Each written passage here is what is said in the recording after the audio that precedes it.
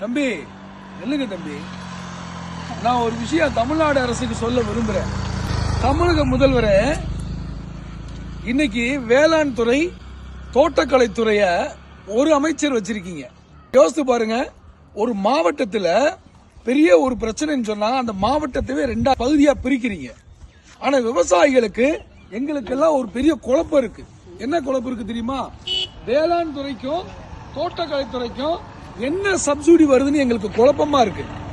அதனால தமிழக முதல்வரே, உங்களுக்கு ஒரு வேண்டுகோள். அப்துல் கலாம் அறிவு விவசாய சங்கத்திலிருந்து நாங்க ஒரு வேண்டுகோள் விடுக்கிறோம். என்ன வேண்டுகோள் தெரியுமா? இந்த தோட்டக்கலைக்கு தனியா ஒரு அமைச்சரும், வேளாண் துறைக்கு ஒரு தனியா அமைச்சரும் போடுங்க. உங்கள்கிட்ட எம்எல்ஏவா இல்ல, போட்டீங்கன்னா குழப்பம் இல்லாம இருக்கும்.